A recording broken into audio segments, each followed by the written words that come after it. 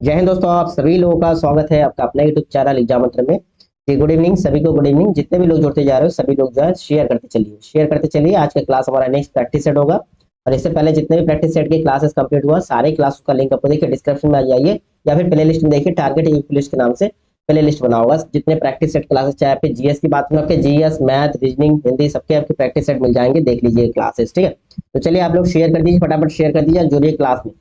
देखिए अभी तो आप लोगों का प्रिपरेशन ताबड़तोड़ चल रहा है, क्योंकि टाइम ही भाई कम बचा है ना। पेपर के लिए आपके टाइम ही कितने बचे हैं? तो ठीक है, आप लोगों को भाई मैक्सिमम टाइम को स्टडी में ही लगाना चाहिए इस टाइम, क्योंकि भाई कंपटीशन बहुत ज्यादा है। तो चलिए कमेंट करिए, फटाफट कमेंट करिए, क्वेश्चन नंबर फर्स्ट का आंसर कमेंट करिए। क्वेश्चन नंबर फर्स्ट देखिए आपकी स्क्रीन पे, वह प्रक्रिया जिसके द्वारा वायु में जल वाष्प जल की बूंदों में परिवर्तित होती है कहलाती है, क्या कहलाती है? विषरण, संघनन, वाष्पीकरण या ऊर्ध्वपातन।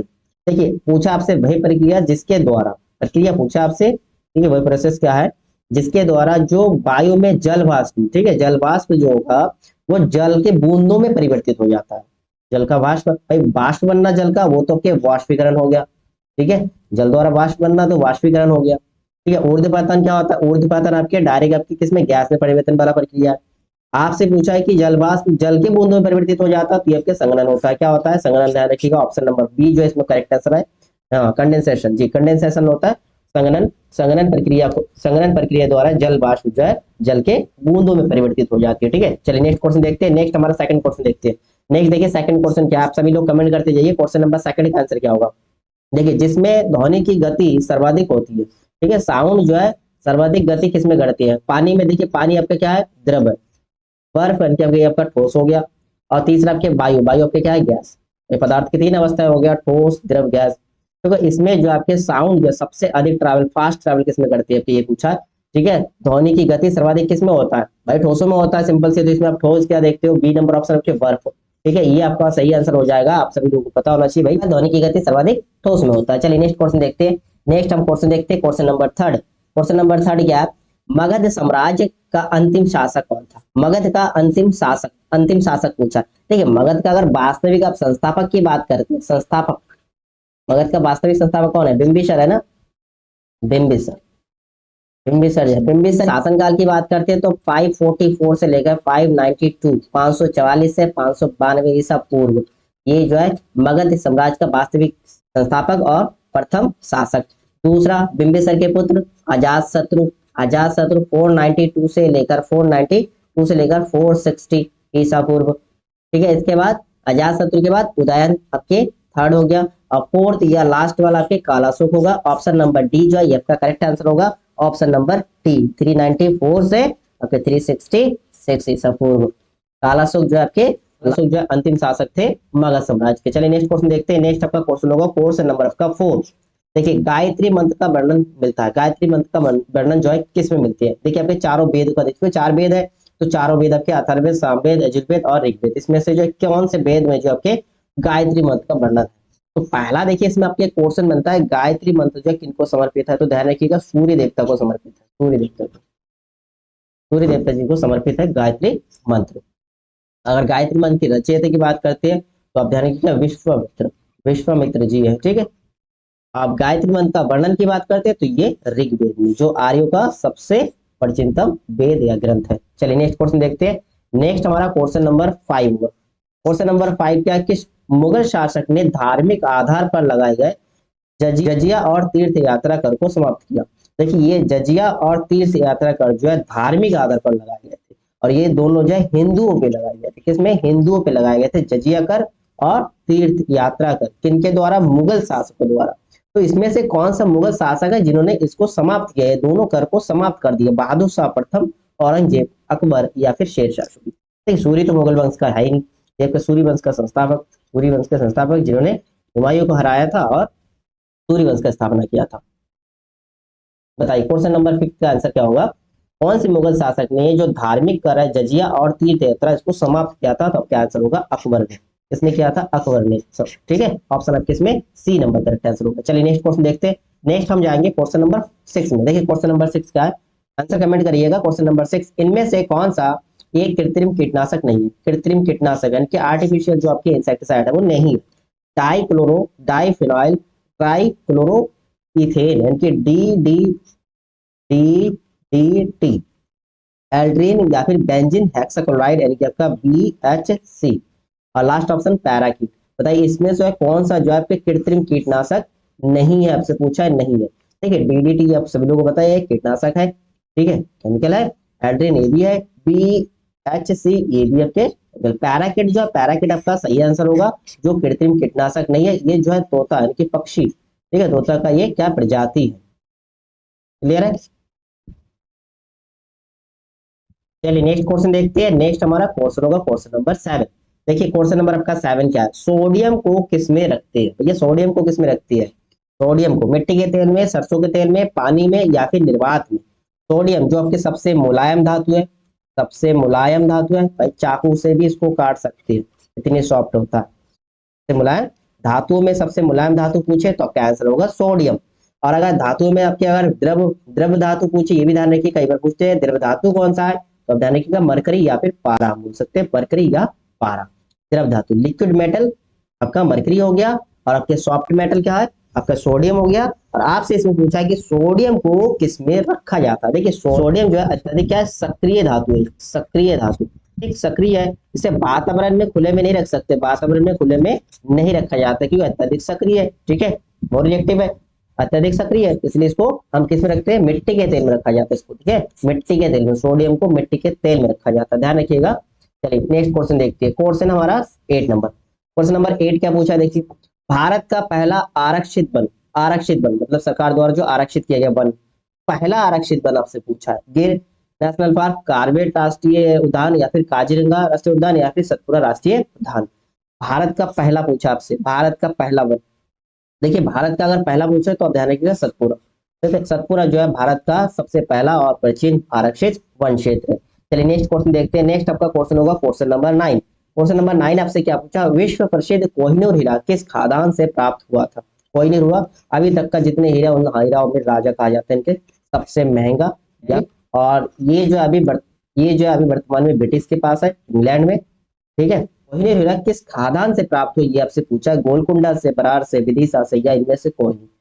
बताइए क्वेश्चन नंबर 9 का आंसर क्या होगा। विश्व प्रसिद्ध कोहिनूर, देखिए ये भारत में प्राप्त हुआ था, भारत के गोलकुंडा, ठीक है, गोलकुंडा में प्राप्त हुआ था। गोलकुंडा कहाँ है भैया, आंध्र प्रदेश में, कहाँ है, आंध्र प्रदेश में, आंध्र प्रदेश से प्राप्त हुआ था कोहिनूर हीरा, ठीक है। बाकी इसकी कहानी जो आप सभी लोगों को पता होगा, कैसे पहुंचा कोहिनूर हीरा ब्रिटिश के पास, ठीक है। चलिए नेक्स्ट क्वेश्चन देखते हैं।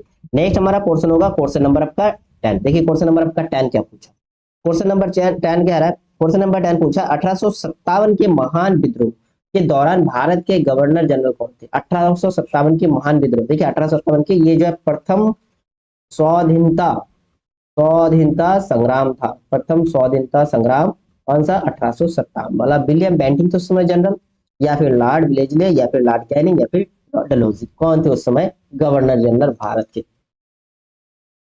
1857 की क्रांति, 1857 की क्रांति, देखिए इस समय जो है गवर्नर की बात करते हैं 1857 में, तो लॉर्ड कैनिंग साहब थे, ऑप्शन इसमें सी जो है करेक्ट आंसर होगा। और इससे पहले लॉर्ड कैनिंग साहब से पहले कौन थे, डलहौजी थे। डलहौजी के कुछ इंपॉर्टेंट पॉइंट बनता है, सबसे पहला जो है रेल, भारत में रेल की शुरुआत किसने किया, डलहौजी ने किया था 1856 में, 1856 में रेल की शुरुआत भारत में लॉर्ड डलहौजी ने किया था।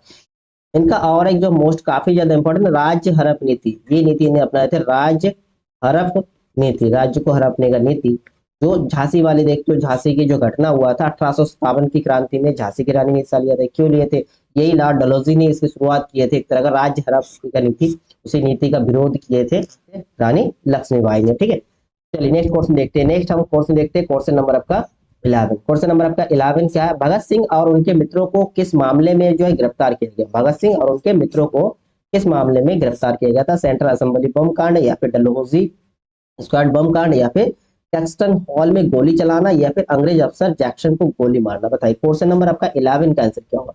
भगत सिंह और उनके मित्रों को किस मामले के लिए गिरफ्तार किया गया। देखिए आपने बहुत सारे मूवी भी निकल चुका है, आप सभी लोगों को पता होगा, सेंट्रल असेंबली में जो है बम फेंके थे, सेंट्रल असेंबली में बम कांड जो है, इसी कारण जो है भगत सिंह और उनके मित्रों को जो है गिरफ्तार किया गया था। कब, 8 अप्रैल, 8 अप्रैल 1929 में, ठीक है, ठीक है, 8 अप्रैल 1929 को जो है पब्लिक सेफ्टी बिल के खिलाफ जो है भगत सिंह और बटुकेश्वर दत्त ने जो है केंद्रीय यानी कि सेंट्रल असेंबली में बम फेंका था, ठीक है। चलिए नेक्स्ट क्वेश्चन देखते हैं। नेक्स्ट आपका क्वेश्चन होगा क्वेश्चन नंबर 12। क्वेश्चन नंबर 12 क्या है, ओडिशा से प्रारंभ एक प्राचीन लोक नृत्य, कहाँ से ओडिशा से प्रारंभ हुआ एक प्राचीन लोक नृत्य कौन सी है?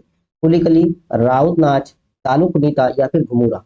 उड़ीसा की लोक नृत्य, प्राचीन लोक नृत्य घुमुरा। ठीक है, ऑप्शन आपका डी जो करेक्ट आंसर है। आप ध्यान रखिएगा, आप एक पॉइंट ध्यान रखिएगा, लोक नृत्य, लोक नृत्य, ठीक है, लोक नृत्य, ये जो टॉपिक है इसमें से एक क्वेश्चन तो बनना ही है। ठीक है, एक क्वेश्चन बनना ही है। दूसरा आपके राजधानी से संबंधित, राजधानी और राजधानी या फिर उससे उनके प्राइम मिनिस्टर, प्रधानमंत्री और राष्ट्रपति, अपने देश के नहीं कह रहा हूं मैं, पड़ोसी देश हो गया, अभी हाईलाइटेड जितने कंट्री है वहां पर जो नया नियुक्ति हुई है इनके बारे में जरूर ध्यान रखिएगा। और तीसरा आपके पुस्तक से संबंधित क्वेश्चन, पुस्तक से संबंधित क्वेश्चन। ठीक है, ये कुछ इंपॉर्टेंट आपका हर कंपटीशन में मिलने वाले क्वेश्चन आपके करंट अफेयर से, ठीक है ना, ध्यान रखिएगा। चलिए नेक्स्ट क्वेश्चन, बाकी स्पोर्ट्स आपको क्वेश्चन मिलेगा। नेक्स्ट क्वेश्चन देखते हैं। नेक्स्ट आपका क्वेश्चन 13 नंबर, क्वेश्चन नंबर 13 क्या? प्रतिरक्षात्मक रोगों का इलाज निम्न में से किस दवा से किया जा सकता है? गामा ग्लोबुलिन या फिर H2 रिसेप्टर ब्लॉकर्स या फिर एसिटोलोराम या फिर पैराक्सोटाइन। बताइए क्वेश्चन नंबर 13 का आंसर क्या होगा? प्रतिरक्षात्मक रोगों का इलाज निम्न में से किस दवा से किया जाता है? देखिए, प्रतिरक्षात्मक रोगों के इलाज के लिए दवा की बात करते हैं तो गामा ग्लोबुलिन, गामा ग्लोबुलिन से किया जाता है। ये गामा ग्लोबुलिन होता है क्या? गामा ग्लोबुलिन जो है, देखिए गामा ग्लोबुलिन जो है मनुष्य और अन्य जो स्थानधारी हो इन्हीं के रक्त के प्लाज्मा में उपस्थित होता है। जैसे प्रतिरक्षात्मक की बात करें तो वो डब्ल्यूबीसी में होता है ना, डब्ल्यूबीसी अपने बॉडी का प्रतिरक्षात्मक होता है, रोगों से रक्षा करते हैं ना। क्लियर है? चलिए नेक्स्ट क्वेश्चन देखते हैं। नेक्स्ट आपका क्वेश्चन नंबर 14, क्वेश्चन नंबर 14 क्या है? क्रोमेटिन जिसमें गहरी धारियां होती है, क्रोमेटिन जिसमें गहरी धारियां होती है और जो अधिक घना भरा होता है उसे क्या कहा जाता है? क्रोमेटिन या फिर गुणसूत्र संबंधी प्रोटीन या फिर हेट्रोक्रोमेटिन या फिर ग्वालिन। ठीक है, क्रोमेटिन, क्रोमेटिन जिसमें गहरी धारियां होती है और जो अधिक घना या भरा होता है उसे क्या कहती है, क्या कहा जाएगा? हेट्रोक्रोमेटिन, हेट्रोक्रोमेटिन आपका ऑप्शन जो है सी इसमें करेक्ट आंसर है। ठीक है, क्लियर है? चलिए नेक्स्ट क्वेश्चन देखते हैं। नेक्स्ट हम पहुंचेंगे क्वेश्चन नंबर आपका 15 में। देखिए आपका 38 जीएस का क्वेश्चन है, आप कोशिश करिएगा 30 मिनट से पहले कंप्लीट हो जाए। जब भी घर बैठे प्रैक्टिस सेट सॉल्व करना है आपको तो आप ये ध्यान रखिएगा जीएस का 38 क्वेश्चन आपको 30 मिनट से पहले सॉल्व करना है, 25 मिनट के अप्रॉक्स में। और आपके रीजनिंग में वो भी आपको 30 मिनट के आसपास में सॉल्व करना है। ठीक है, रीजनिंग की बात कर रहा हूं मैं। थोड़ा जो टाइम करेगा वो आपके मैथ में, हिंदी तो आपका बहुत ईजी है, हिंदी 15 से 20 मिनट में आपके कंप्लीट हो जाएगा। बताइए नेक्स्ट क्वेश्चन का आंसर क्या हो? क्वेश्चन नंबर 15 का, भारतीय रिजर्व बैंक की स्थापना किस वर्ष में की गई थी? भारतीय रिजर्व बैंक की स्थापना किस वर्ष की गई थी? 1950 में, 1947 में, 1935 में या फिर 1932 में? आरबीआई की स्थापना की बात कर रहे हैं, आरबीआई की स्थापना। बताइए क्वेश्चन नंबर 15 का आंसर क्या होगा? देखिए आरबीआई की स्थापना जो आपके 1 अप्रैल 1935, 1 अप्रैल 1935, 1 अप्रैल 1935 को हुआ था। ऑप्शन सी करेक्ट आंसर हो गया। 1 अप्रैल 1935 में जो है आरबीआई का स्थापना हुआ, 35 में आरबीआई की स्थापना हुआ। ठीक है, और आरबीआई की अगर राष्ट्रीयकरण की बात करते, देखिए स्थापना आपके 1935 में हुआ, अगर राष्ट्रीयकरण की बात करते हैं आरबीआई के राष्ट्रीयकरण कब हुआ? आरबीआई की राष्ट्रीयकरण जो आपके 1 जनवरी, ध्यान रखिएगा 1 जनवरी 1949 को जो इसका राष्ट्रीयकरण हुआ था आरबीआई का। क्लियर है? चलिए नेक्स्ट क्वेश्चन देखते हैं। नेक्स्ट हमारा क्वेश्चन होगा क्वेश्चन नंबर 16। देखिए 16 नंबर क्वेश्चन क्या है? निम्नलिखित में से कौन सी परिभाषा आयकर से संबंधित नहीं है? इससे इनकम टैक्स से संबंधित नहीं है। छूट, सरल फार्म, मोड वैट या फिर निर्धारण वर्ष। देखिए इनकम टैक्स से संबंधित नहीं है, वो आपसे पूछा, इनकम टैक्स से संबंधित नहीं है। छूट तो इनकम टैक्स से संबंधित है, सरल फॉर्म भी होता है। निर्धारित वर्ष, भाई निर्धारित वर्ष, इनकम टैक्स का एक निर्धारित वर्ष होता है, जैसे कि आयकर का या वित्तीय हम वर्ष कहते हैं तो आपका 1 अप्रैल से 31 मार्च होता है, 1 अप्रैल से 31 मार्च। बट अगर मोड वैट की बात करें, मोड वैट जो है आपके आयकर से संबंधित नहीं है। मोड वैट क्या होता है? ये मॉडिफाइड वैल्यू एडेड टैक्स, क्या है? वैल्यू एडेड टैक्स है, वैल्यू एडेड टैक्स, ये मोड वैट। और मोड वैट जो इसी का परिवर्तित रूप जो है वर्तमान में जीएसटी बना है। ठीक है, चलिए नेक्स्ट क्वेश्चन देखते हैं। नेक्स्ट हमारा क्वेश्चन होगा क्वेश्चन नंबर आपका 17। क्वेश्चन नंबर 17 क्या? एक अच्छी तरह से सड़े पौधे, पशु अवशेष कौन सी खाद का निर्माण करते? देखिए सड़े पौधों का, हरे पौधे होते हैं तो आपका हरी खाद आंसर होता। और पशु अवशेष कौन सी खाद का प्रकार बनाता है? खेतों की खाद, कंपोस्ट, जैव खाद या हरी खाद? ठीक है, आपको पशु के अवशेष और सड़े पौधे, तो इसमें आपका ध्यान रखिएगा कंपोस्ट बनता है, सिंपल सा आंसर है। आप खेती किसानी जो करते हैं उनको अच्छे ढंग से पता होगा। चलिए नेक्स्ट क्वेश्चन देखते हैं। नेक्स्ट हमारा क्वेश्चन होगा क्वेश्चन नंबर आपके 18। क्वेश्चन नंबर 18 क्या है, निम्नलिखित में से कौन सी भारत की एक व्यापारिक व नकदी फसल है। ठीक है, भारत की एक व्यापारिक व नकदी यानी कि कैश क्रॉप, क्या है कैश क्रॉप है, कौन सा है, बाजरा, कपास, धान या फिर ज्वार। बताइए क्वेश्चन नंबर 18 का आंसर क्या है। देखिए कैश क्रॉप किसे कहते हैं, वह फसल जो व्यापार के उद्देश्य से किसानों द्वारा तैयार की जाती है उसे हम कैश क्रॉप कहते हैं ना। उदाहरण में हम सबसे पहला जो लेते हैं क्या, गन्ना, गन्ना नंबर में, उसके बाद कपास आता है, गन्ना, कपास, तंबाकू, फिर आपके जूट, ये सारे आपके कैश क्रॉप है। ठीक है, बाजरा नहीं है, धान नहीं है, ज्वार नहीं है, इसमें आपका कपास आंसर हो जाएगा, कपास। ठीक है, ऑप्शन आपके बी जो इसमें करेक्ट आंसर हो गया। क्लियर है। चलिए नेक्स्ट क्वेश्चन देखते हैं। नेक्स्ट आपका क्वेश्चन नंबर 19। 19 देखिए क्वेश्चन नंबर 19 क्या है, जब पृथ्वी पूरब की तरफ घूमती है, किस तरफ, पूरब की तरफ, तो पूर्वी जगहों का स्थानीय समय क्या होगा, पूर्वी जगहों का। ठीक है, पश्चिमी स्थानों के स्थानीय जगहों से पीछे, या पश्चिमी स्थानों के स्थानीय जगहों से आगे, या फिर पश्चिमी स्थानों के समान, या फिर उपयुक्त में से कोई नहीं। बताइए क्वेश्चन नंबर 19 का आंसर क्या होगा।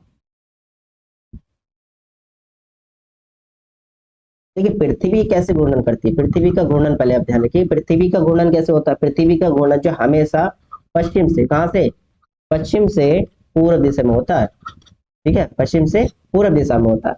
अब यहाँ आपसे पूछा है जब पृथ्वी पूरब की तरफ घूमती है तो पूर्वी जगहों का स्थानीय मान क्या होगा। भाई पूर्वी जगहों का स्थानीय, भाई पश्चिम से पूरब घूमती है, अब यहाँ आपके पूरब की तरफ घूम रही है, सिंपल सी है, तो पश्चिम के स्थानीय मानों से क्या होगा, आगे होगा ना थोड़ा। सिंपल सी पूर्वी जगहों का स्थानीय जो समय है, स्थानीय समय जो होगा वो पश्चिम से आगे रहेगा, पश्चिम से आगे रहेगा, किसके, पूर्वी समय आगे होगा। ठीक है, क्लियर है। चलिए चलिए नेक्स्ट क्वेश्चन देखते हैं। नेक्स्ट हमारा क्वेश्चन होगा क्वेश्चन नंबर 20। देखिए क्वेश्चन नंबर 20 क्या है, अंटार्कटिका का सबसे ऊंचा शिखर कौन सा है, अंटार्कटिका का सबसे ऊंचा शिखर पूछा। ठीक है, अंटार्कटिका आपका कौन सा भाई महाद्वीप है, इसका सबसे ऊंचा शिखर कौन सा है, थॉमस पर्वत, या कास्कुस्को पर्वत, या फिर एल्ब्रुस पर्वत, या विंसन मैसिव। बताइए क्वेश्चन नंबर 20 का आंसर क्या होगा।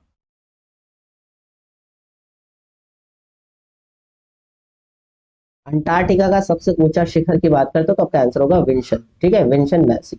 ऑप्शन आपका डी जो है करेक्ट आंसर है। ये जो है आपके दक्षिणी ध्रुव से, दक्षिणी ध्रुव से करीबन आपके 1200 किलोमीटर, 1200 किलोमीटर दूर है। चलिए नेक्स्ट क्वेश्चन देखते हैं। नेक्स्ट हम जाएंगे क्वेश्चन नंबर 21 में। देखिए क्वेश्चन नंबर 21 क्या है, इलायची पहाड़ियां निम्नलिखित में से किस पर्वत श्रृंखला में स्थित है, इलायची पहाड़ियां निम्नलिखित में से किस पर्वत श्रृंखला में स्थित है, विंध्य, पश्चिमी घाट, पूर्वांचल, या फिर पूर्वी घाट। बताइए क्वेश्चन नंबर आपका 21 का आंसर क्या होगा।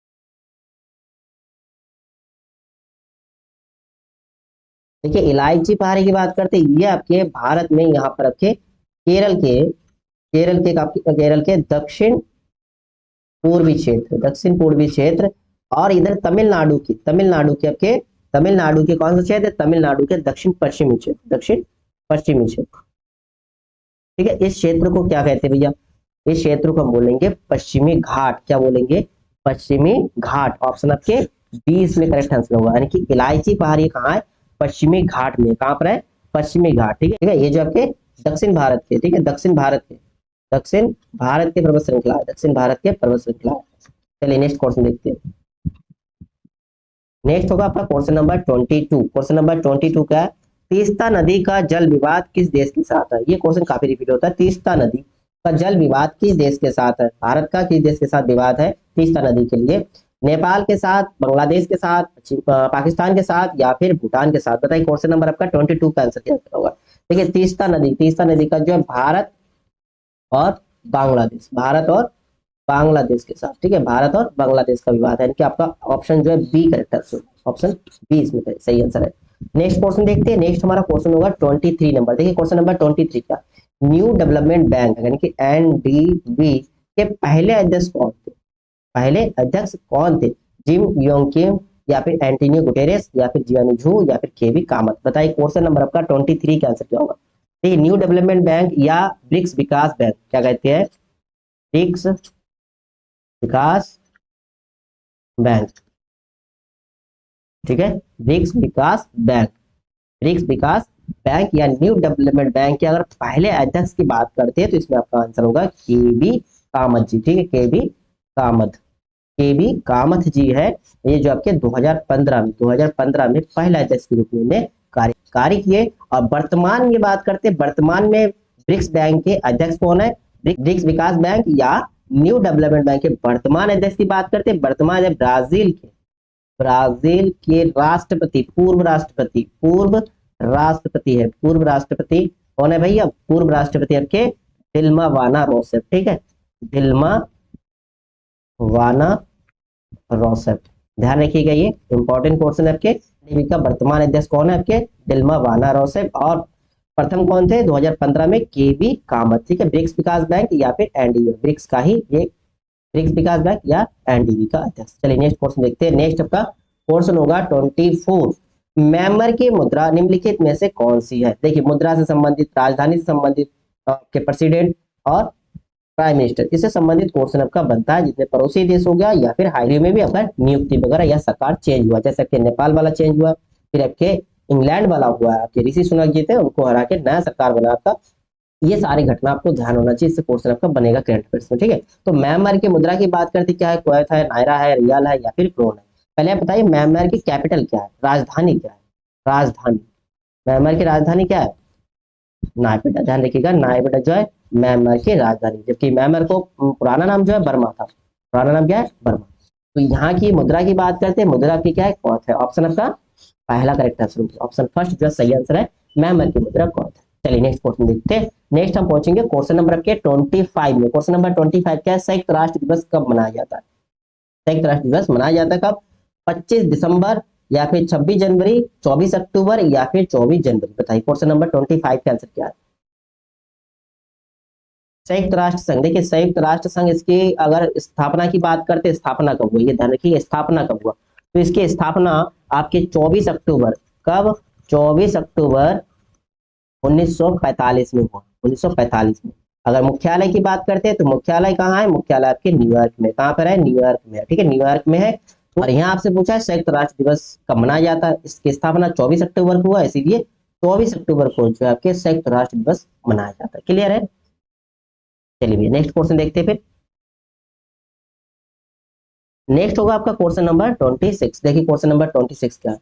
महात्मा गांधी के प्रिय भजनों में से एक वैष्णव जन के रचयिता कौन है? महात्मा गांधी जी के प्रिय भजन वैष्णव जन के रचयिता कौन है? सूरदास जी, मीराबाई जी, नरसिंह मेहता या फिर ज्ञानेश्वर जी?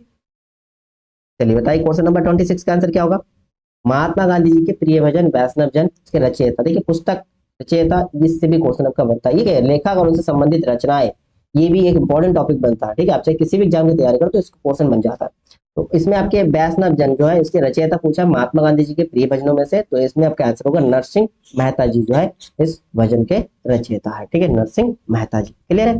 चलिए नेक्स्ट क्वेश्चन देखते हैं। नेक्स्ट हम पहुंचेंगे क्वेश्चन नंबर आपके 27। देखिए क्वेश्चन नंबर 27 कौन सा राज्य भारतीय संविधान की छठी अनुसूची में उल्लेखित नहीं है? नेगेटिव अनुसूची में नहीं है, अनुसूची 6 में जो है, अनुसूची 6 में नहीं है। नागालैंड, असम, त्रिपुरा या फिर मिजोरम? बताइए क्वेश्चन नंबर 27 का आंसर क्या होगा? देखिए संविधान के अनुसूची 6 में जो है पूर्वोत्तर के 4 राज्य, पूर्वोत्तर के 4 राज्य ऐसे हैं जिनका उल्लेख है। 4 राज्य कौन कौन सा है? 4 राज्य क्षेत्र कौन सा? पहला आपका नाम आएगा असम, असम, मेघालय, असम, मेघालय, त्रिपुरा, फिर आपका मिजोरम, मिजोरम, ध्यान रखिएगा, ठीक है।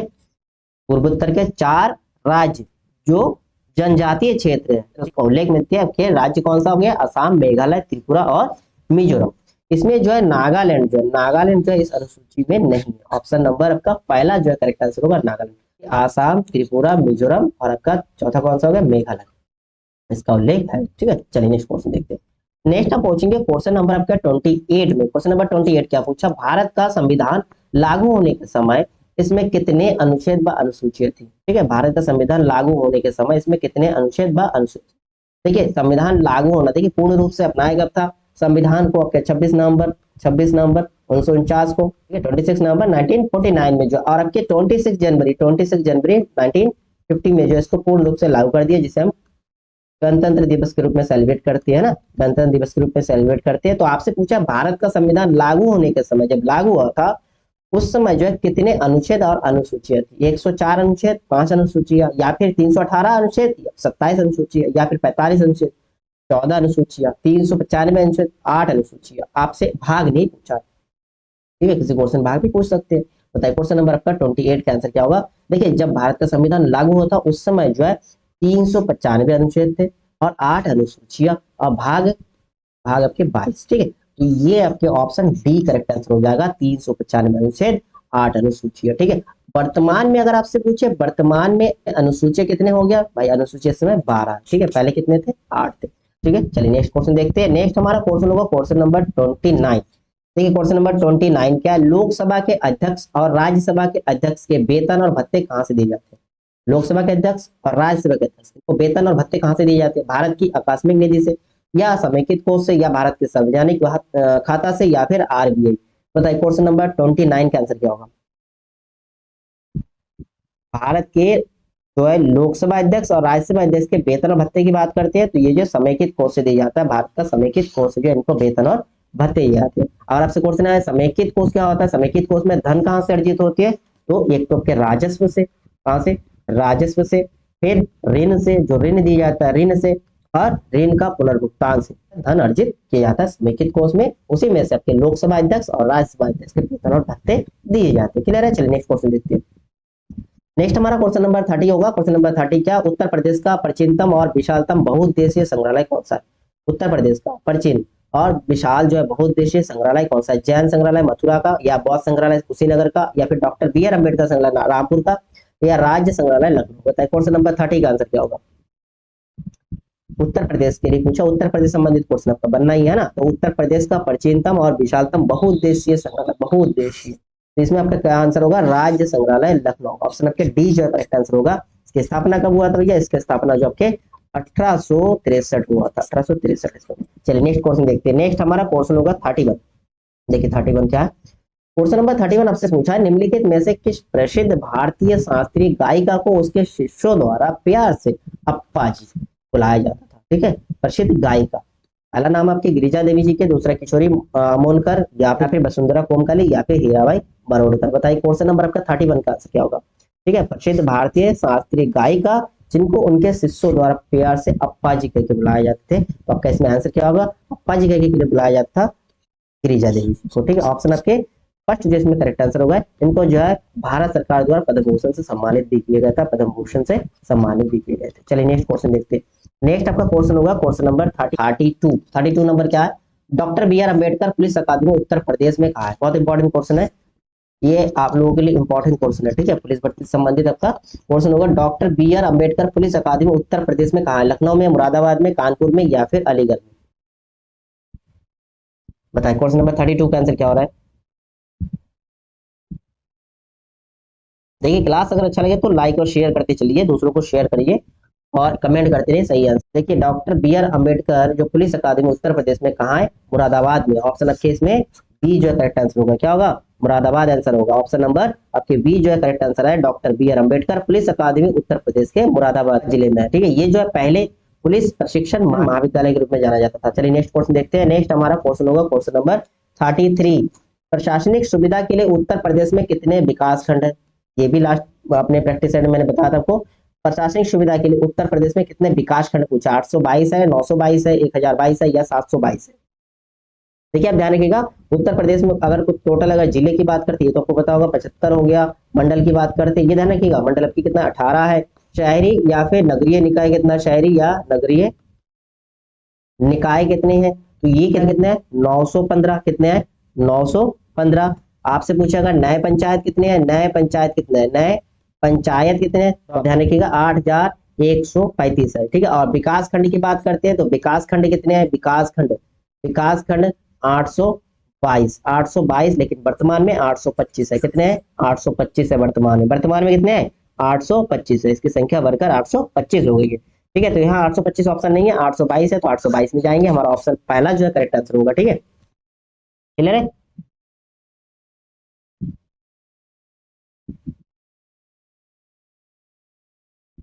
चलिए फिर नेक्स्ट क्वेश्चन देखते हैं। नेक्स्ट हमारा क्वेश्चन होगा 34 नंबर क्या पूछा आपसे, उत्तर प्रदेश प्रादेशिक आर्म्ड कॉन्स्टेबलरी एक्ट किस वर्ष पारित हुआ, 1948 में, 1950 में, 52 में, या 1945 में। बताइए क्वेश्चन नंबर 34 का आंसर क्या होगा। उत्तर प्रदेश प्रादेशिक आर्म्ड कॉन्स्टेबलरी एक्ट कब पारित हुआ, 48 में, 1948 में पारित हुआ, 1948 में। ठीक है, 1948 में जो है उत्तर प्रदेश सैन्य पुलिस व उत्तर प्रदेश राज्य सशस्त्र पुलिस को मिलाकर प्रादेशिक आर्म कांस्टेबिलिटी बना है। ठीक है, चलिए नेक्स्ट क्वेश्चन देखते हैं। नेक्स्ट हमारा क्वेश्चन होगा क्वेश्चन नंबर 35। क्वेश्चन नंबर 35 क्या है? उत्तर प्रदेश में किस वर्ष सभी सरकारी कार्यों के लिए हिंदी का प्रयोग करना कानूनी तौर पर अनिवार्य कर दिया? हिंदी का प्रयोग करना कानूनी तौर पर अनिवार्य कर दिया था। कब? 1947 में, 1957 में, 1968 में या 1977 में? बताइए क्वेश्चन नंबर 35 का आंसर क्या होगा? देखिए, उत्तर प्रदेश राजभाषा अधिनियम, राजभाषा अधिनियम, राजभाषा अधिनियम 1951। ठीक है, 1951 के तहत हिंदी को जब उत्तर प्रदेश का प्रशासनिक भाषा बन गया। राजभाषा अधिनियम 1951 के तहत जो है हिंदी जो है उत्तर प्रदेश का राज्य प्रशासन भाषा बन गया। लेकिन इसको अनिवार्य कब किया? अनिवार्य कब किया? अनिवार्य रूप से कब घोषित किया? 1968 में, 1968 में। ठीक है, अगर भारत की बात करते हैं 1968 में। अच्छा, उत्तर प्रदेश के दूसरा लैंग्वेज कौन सा? सेकंड वाला, सेकंड आप ध्यान रखिएगा, उर्दू। ठीक है, ठीक है। इसी प्रकार एक क्वेश्चन आपका बनता है, भारत के राजभाषा, भारत के राजभाषा क्या है और कौन से आर्टिकल में? तो आप ध्यान रखिए, भारत के राजभाषा जो है, ठीक है, राष्ट्रभाषा कोई नहीं है, राजभाषा आपके 343 अनुच्छेद में, अनुच्छेद नंबर 343 में देखिए था। ठीक है, ध्यान रखिएगा। चलिए नेक्स्ट क्वेश्चन देखते हैं। नेक्स्ट हम जाएंगे क्वेश्चन नंबर 36 में। क्वेश्चन नंबर 36 क्या? देखिए क्वेश्चन नंबर 36 आपसे पूछा है, हाल ही में किस देश की सरकार को चीन ने मान्यता प्रदान की? ठीक है, किस देश की सरकार को जो चीन ने मान्यता प्रदान की? अफगानिस्तान को, ताइवान को, या फिर पाकिस्तान को, या फिर अजरबैजान को? बताइए क्वेश्चन नंबर 36 का आंसर क्या है? भाई, किस देश की सरकार को जो है चीन ने मान्यता प्रदान की? तो इसमें आपका आंसर होगा अफगानिस्तान। भैया अफगानिस्तान क्यों है? भाई अफगानिस्तान जो है, अफगानिस्तान में क्या है? तालिबानी सरकार की, तालिबान सरकार उसको चला रहे हैं ना, तालिबान सरकार, क्योंकि तालिबान एक आतंकी संगठन है और जिसने अफगानिस्तान सरकार को हराकर सत्ता अपने हाथ में लेके बैठा है। और चीन ने उस सरकार को मान्यता प्रदान कर दी है। किसको? तालिबान को। तो तालिबान जो आतंकी संगठन है, कहां पर? अफगानिस्तान में अपना कब्जा कर लिया और इस सरकार को, तालिबान सरकार को जो है चीन ने मान्यता प्रदान की। क्लियर हो गया? चलिए नेक्स्ट क्वेश्चन देखते हैं। नेक्स्ट हमारा क्वेश्चन होगा क्वेश्चन नंबर 37। 37 क्या है? हाल ही में किस देश के सुल्तान भारत यात्रा पर रहे? ठीक है, किस देश के सुल्तान जो है भारत यात्रा पर रहे? संयुक्त अरब अमीरात के, या सऊदी अरब के, या ओमान के, या फिर यमन के? बताइए क्वेश्चन नंबर 37 का आंसर क्या होगा? हाल ही में किस देश के सुल्तान भारत यात्रा पर थे? तो इसमें आंसर होगा यमन के। कौन से देश के? यमन देश के सुल्तान भारत यात्रा पर थे। कब? दिसंबर में। कब? दिसंबर 2024 में। ठीक है, अगर आपसे सुल्तान का नाम पूछे कौन है? हैतम, हैतम बिन तारिक, हैतम बिन तारिक साहब है जो यमन देश के सुल्तान। चलिए नेक्स्ट क्वेश्चन देखते हैं। नेक्स्ट हमारा क्वेश्चन होगा क्वेश्चन नंबर आपके 38। जीएस में आपके 38 ही क्वेश्चन होगा, बाकी आपकी हिंदी, रीजनिंग और मैथ। देखिए आपके Hindi, reasoning, math full practice set की क्लासेस मैंने काफी कराया, उन क्लासों का लिंक आपको मिल जाएंगे। उसमें देखिए टारगेट पुलिस में फुल प्रैक्टिस मैराथन क्लास भी होगा। ठीक है, आगे भी क्लास रखेंगे, आप क्लास में जुड़ते रहिए बढ़ेगी। देखिए नेक्स्ट क्वेश्चन आपका, दिसंबर 2023 में जो है किस बैंक ने भारत में सौर परियोजनाओं को बढ़ावा देने के लिए, ठीक है, दिसंबर 2023 में जो है किस बैंक ने जो भारत में किसकी? भाई सौर ऊर्जा या सौर परियोजनाओं को बढ़ावा देने के लिए जर्मन विकास बैंक होगा, बैंक के साथ समझौता किया। कौन से बैंक से? जर्मन विकास बैंक के साथ समझौता किया। स्टेट बैंक ऑफ इंडिया ने, या फिर बैंक ऑफ इंडिया ने, या फिर बैंक ऑफ बड़ौदा ने, या फिर एचडीएफसी ने? बताइए क्वेश्चन नंबर आपका 38 का आंसर क्या होगा? सौर परियोजनाओं को बढ़ावा देने के लिए जो है, ठीक है, जर्मन विकास बैंक के साथ समझौता किया स्टेट बैंक ऑफ इंडिया ने। ठीक है, ऑप्शन आपके इसमें पहला जो करेक्ट आंसर होगा। ठीक है, इस समझौते के तहत जो 70 मिलियन, कितना? 70 मिलियन यूरो, 70 मिलियन यूरो की लाइन ऑफ क्रेडिट पर हस्ताक्षर किया गया जर्मन विकास बैंक और स्टेट बैंक ऑफ इंडिया के द्वारा। ठीक है, क्लियर है? ठीक है, तो यहाँ आपके 38 क्वेश्चन का आपका प्रैक्टिस सेट कंप्लीट होता है।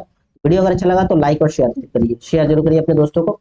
ठीक है, साथ साथ अपना स्कोर शेयर करिए, आपका स्कोर क्या बन रहा है इस समय। ठीक है, चलिए फिर आप लोगों के साथ नेक्स्ट क्लास में मिलते हैं नेक्स्ट प्रैक्टिस के साथ।